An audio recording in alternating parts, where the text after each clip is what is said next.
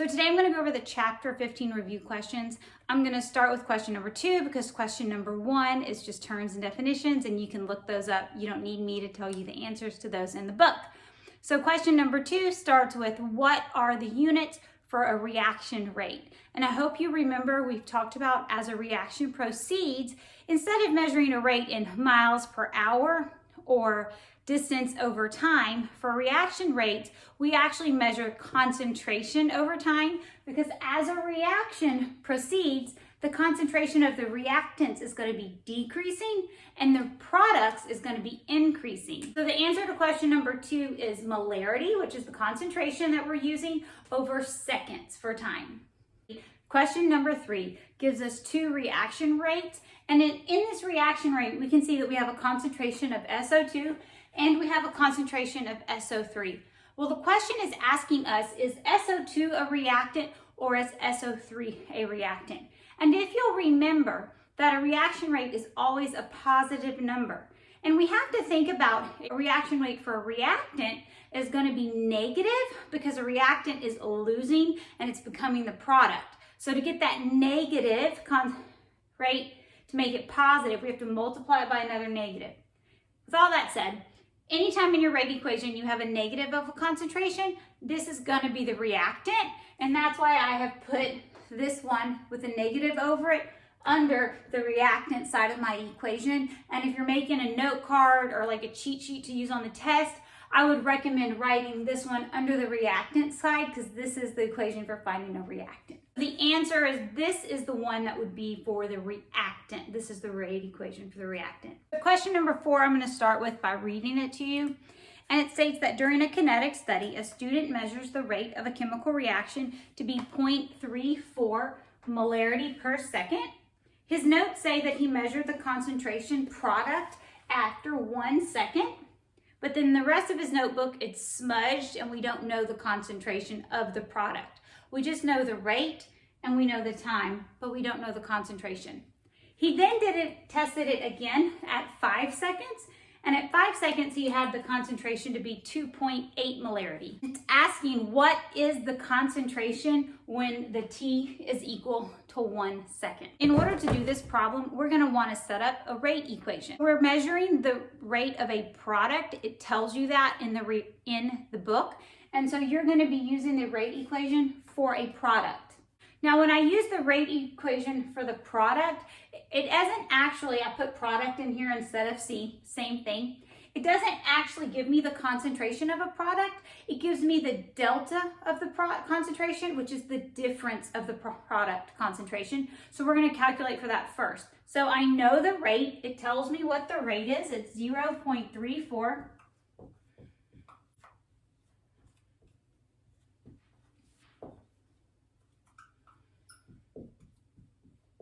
I don't know what the concentration of the product is. That's really what I'm solving for. And then I'm going to find the difference of the time for this. Now, time difference, or delta S, is the final minus the initial. And so since I'm measuring for the final is 5, and so it's 5 minus 1. And so this is going to be 4 seconds. Now, when I solve this, I'm solving for this concentration here. So you're going to take 4 and you're going to multiply on this side. This will cancel out and you're going to be left with the difference of the product. And when I do 4 times 3.4, this is the seconds cancel out and I'm left with molarity and I get 1.4 molarity. Now this is not this concentration. This is the difference in these two concentrations. That's what the delta stands for. So I want to figure out what was this original concentration. Well, to find the delta of a concentration, it would be the final concentration minus the initial, and it equals 1.4. And if I rework this, you get an initial concentration of 1.4 molarity. So at 1 second, at this rate, we had 1.4 molarity of this product. And since this is a product, we're seeing the concentration increase as the reaction proceeds. And that is correct. A whole point of a reaction is to be making the product, and so you want to see your product increase. Question number 5 tells you you're taking one single crystal cupric sulfate and you're reacting that with a reaction, and it tells you it's NaOH. It also then tells you you're doing a second experiment, taking the same amount of cupric sulfate and you're crushing it up into a fine powder, and you're reacting it with the same amount of NaOH. And this reaction is being done at the same temperature. So the only difference in the two reactions is you have one big crystal, and then in the second one, we're crushing it up. And so the question is asking which reaction will have the fastest reaction rate. And we talked about one of the things that affects reaction rate is surface area.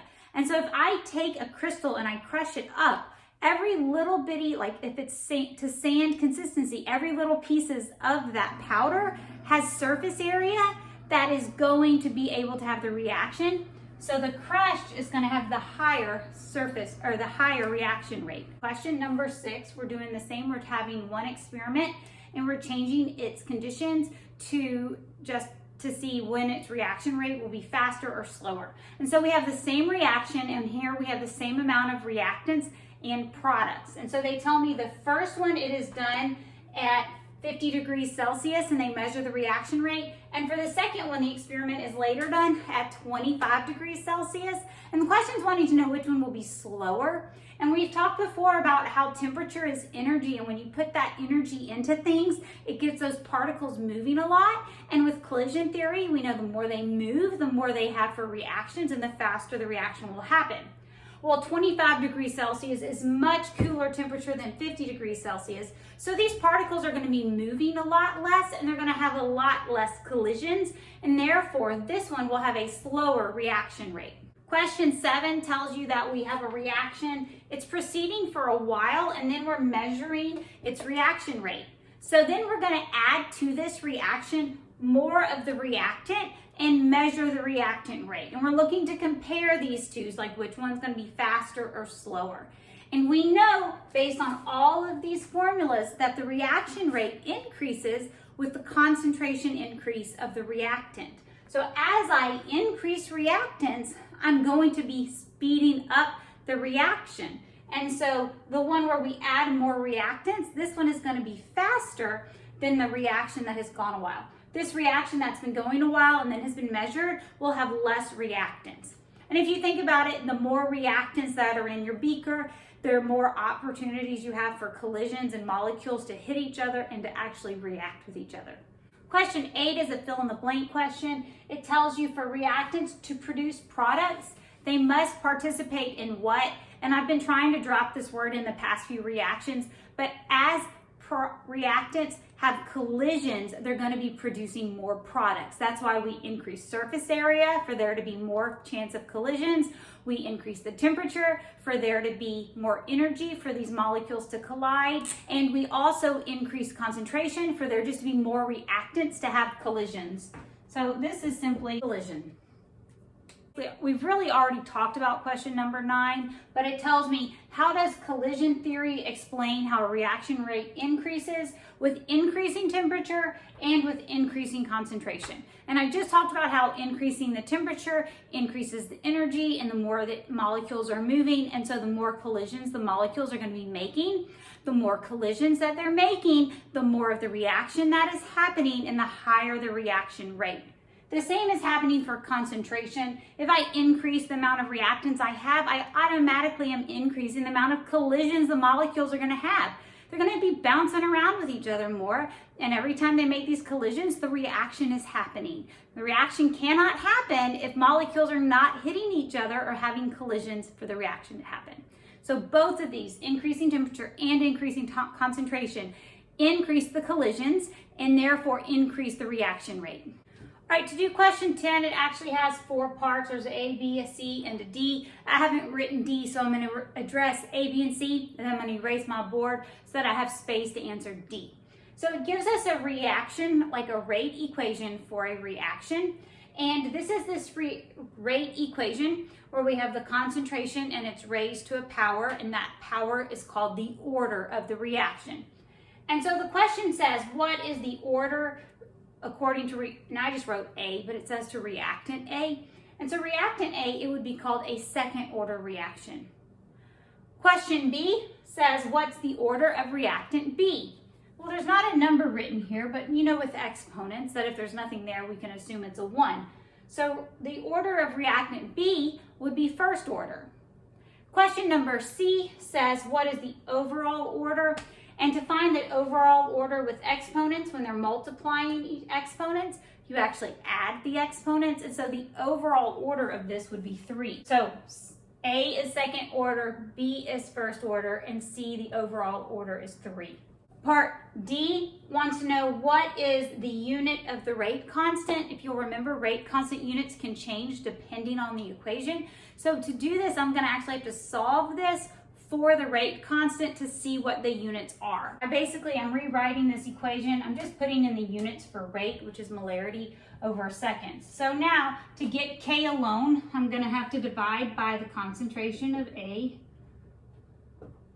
squared by the concentration of B to the first. And concentration, as I move this over, I'm going to write M because concentration is M. So it's just like saying I'm dividing by M squared and M. And so these all cancel out. So I have MS, and I'm dividing it by M squared M. And if you remember, when I'm dividing with fractions, I multiply by the reciprocal. So I'm just going to flip that. These M's are going to cancel out. And this are the units for the constant of this rate equation. Question 11 is kind of confusing the way that they have it written, but they give you a rate constant for a reaction, and they ask you to find the overall order of the reaction. And there's a little trick to this that you can do is you can just say if there's 3 concentrations, I know the overall order is going to be 1 more than that, it's 4. So if they were to have an M2 here, the overall order would be a 3, but for this one, the overall order is a 4. There is a way to go through that to show you how the units all work through, and I'm going to do that now, but if you want a trick for it, you can just take the exponent down here and add 1 to it, and that gives you the overall order for the reaction. I'm going to write the last step for problem 10 to show you how we get this as being an order of 4. All right, so the last step where I was reworking to find the rate equation, or the units of the rate constant for that problem, we had molarity over M squared times M. And if you'll notice, there's a molarity, a concentration on the top, and there will always be a concentration that cancels out. So that is how you end up with 1 less in your rate equation. So for like this one, if this one hadn't canceled out, remember in the last problem when I added the X and Y, I got a 2 and a 1. It had a total overall order of 3. And then these cancel out and you have an M2. So in order for this to have the one that canceled out in it, it has to have an overall rate of 4. This question is really kind of confusing. They just want to make sure that you have a good grasp on how the units work in calculating the units of the rate equation. So if you're kind of lost on it, it's okay. Question 12 gives you a reaction. We've kind of seen this before of A plus B equals C and D. And it tells me the reaction rate, and it gives me your K constant, and then I have concentration of B, and it's raised to the second power. And the thing that they don't have in here is the concentration of A. The question is asking what is the order of the concentration of A, and what would happen if I doubled this concentration? Well, since they didn't put it here, I'm going to assume it's a 0. Anything raised to the 0th power is 1. So this concentration of this reactant is not affecting the rate of this reaction. Now, if I were to double this, anytime I double this number, this is still going to be raised to the 0th power. And so it's still, the rate is not going to change. So doubling this concentration is not going to affect the rate of this reaction. Question number 13 says a reaction is left to just keep running on its own, and we're not really doing anything to this reaction. And so what is happening to the rate? Well, since rate is related to the concentration of the reactants, as a reaction proceeds, the reactant should be decreasing and the concentration of the products increasing. So as those reactants run out, the rate is going to be slowing down or decreasing as a reaction goes on. And you've probably seen this when you've done just the baking soda and vinegar volcano reaction. It reacts really fast at first, and then it kind of slows down and it'll fizz a little towards the end of the reaction. So the rate is decreasing or slowing down. Question 14, we're actually going to start two of the big math problems for this chapter. So this is the question where they're going to be giving me an equation, and there's also going to be a chart that I will be adding up above, and it's going to tell you the instantaneous rate of the equation and the concentration of the reactants at that time of the reaction happening. And so this equation, this is asking us to write the rate equation for this reaction. Now, if you'll remember, to write the rate equation, we need to first figure out X, we need to figure out Y, and then we need to figure out K.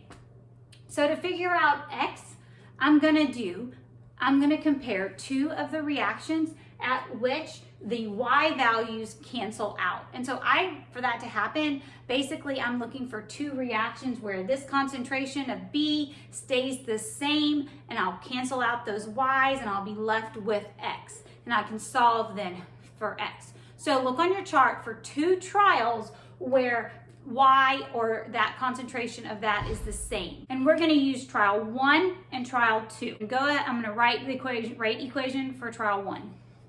So I've made for trial 1, this is just information from the chart. I'm just pulling in the rate equation, the concentration of the reactants to the power of X, and then I'm gonna use the concentration of this reactants to the power of Y.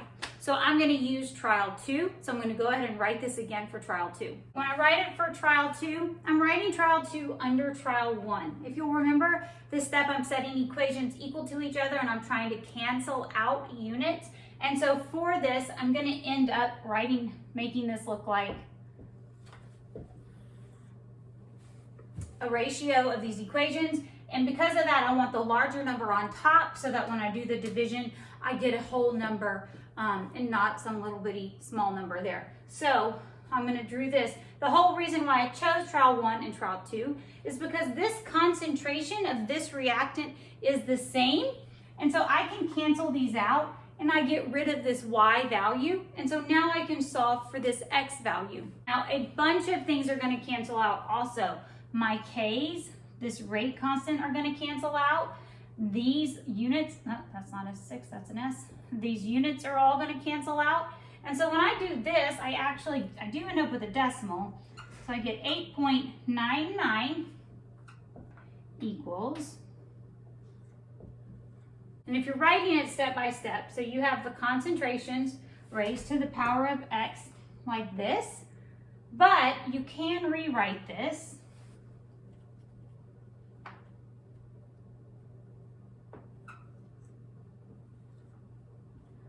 and change the brackets to being around the entire thing. And so now when I solve for what's in the brackets, you get 3. So if I solve what's in the brackets, I actually get 3 raised to the power of X.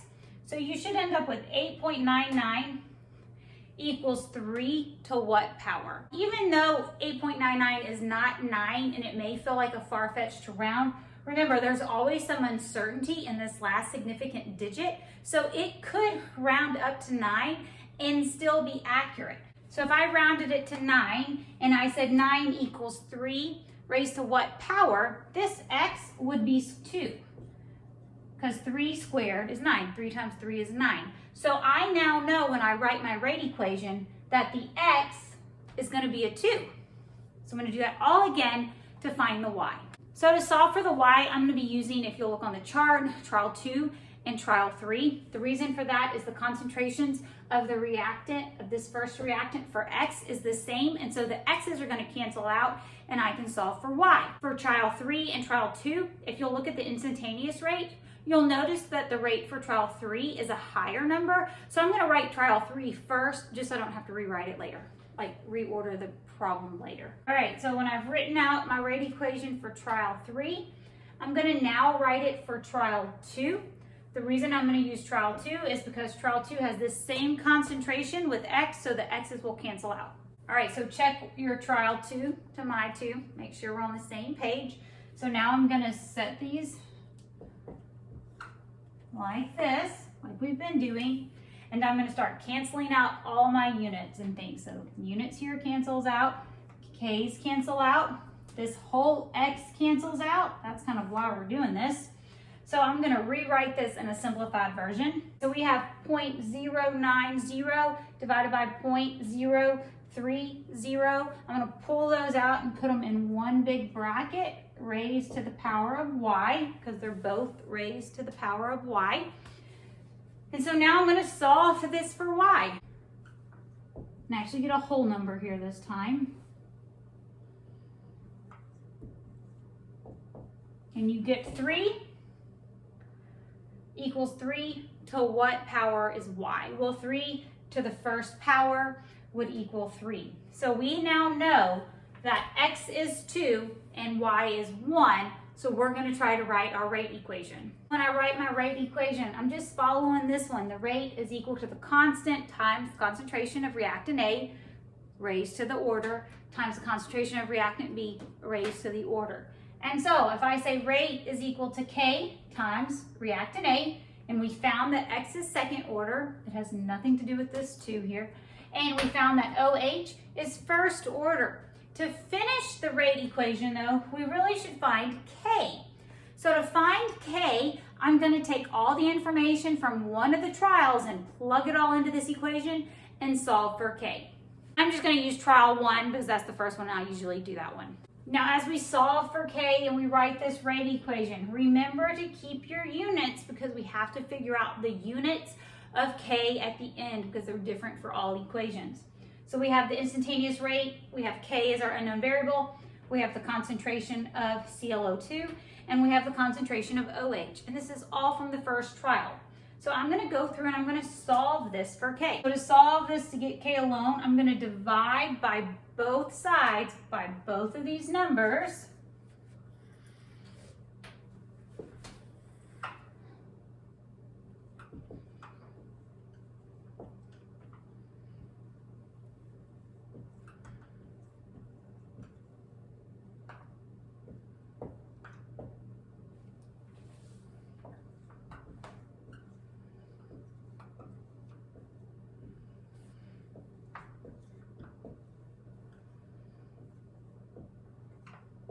So when I divide by both numbers, all this cancels out. And now I can actually solve this. So you're going to square this, and you can do this in one step. Just remember, if you put this in your calculator in one step, you have to use a lot of parentheses or you're going to have some mistakes. When I put this in parentheses, I would put this in top in parentheses, divided by the whole bottom in parentheses. And you get K is equaling 230. Is the numerical value, and then you have to figure it out for the unit. So this is m squared, and this is an m to the 1. So it's like saying we have, so it's like if we're doing our units, we have the m molarity over seconds, and we're dividing it by molarity squared in m1. Remember, dividing fractions, we multiply by the reciprocal. And the M1s cancel out, and you're left with a unit of 1 seconds per m squared.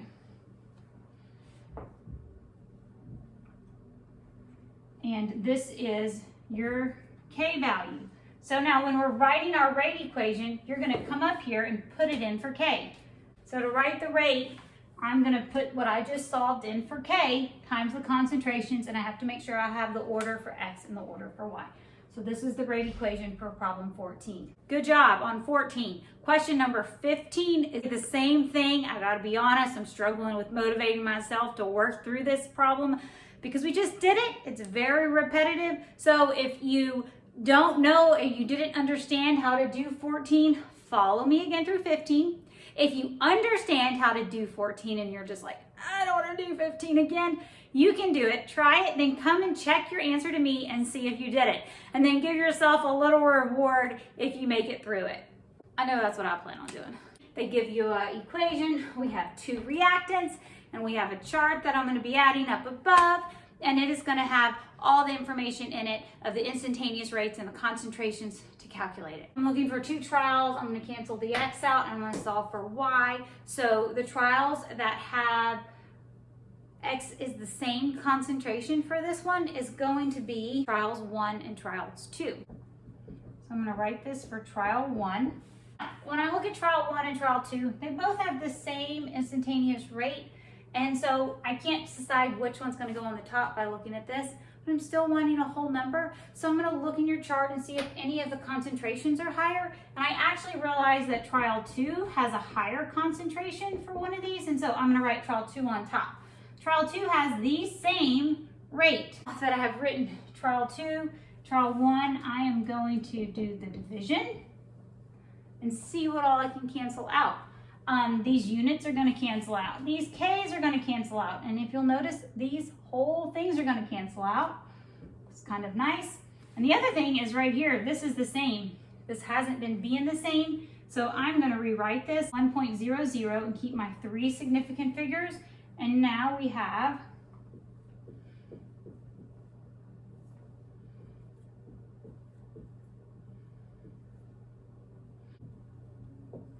and I'm going to pull that and put the brackets out, raise it to the power of y. And so when you do this math, you actually get 2. Now you may be thinking 2 raised to the what power is 1, because 2 to the first power is 2, 2 to the second power is 4, but anything raised to the 0th power is 1. So y is going to be 1. So now I'm going to do that all again, and I'm going to do it for 2 trials so that I can solve for x. So I'm looking for 2 trials where the concentration of the second reactant is the same. And so for that, I'm going to be using trial 3 and trial 2. I'm going to be putting trial 3 on top because it has the higher rate. So go ahead, stop, try and write these yourself. Go ahead and check yours. You got to be so careful. I'm finding that I'm making a bunch of silly mistakes myself on this. So you have to write all these steps down as you work through these problems. So cancel out any units and anything you can cancel out. And we're going to be left with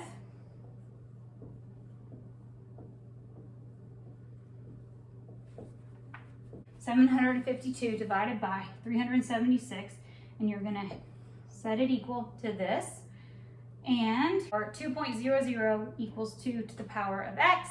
So for this 2 to equal 2, it has to be 1. So now we know x is 1 and y is 0, so we're going to start to write our rate equation. So when I put in my concentrations into this rate equation, now I'm going to solve for k. I'm going to do that by picking one of the trials and putting all the data in and solving for k. And as is normal, I'm just going to use trial 1. I'm not going to put in a concentration for I2 because it's raised to the power of 0, and I know that that's going to equal 1, and I don't want to do extra work at this point in time. So now that I'm solving for k, I'm going to divide by this, and it's just raised to the power of 1. So I'm going to drop that power of 1.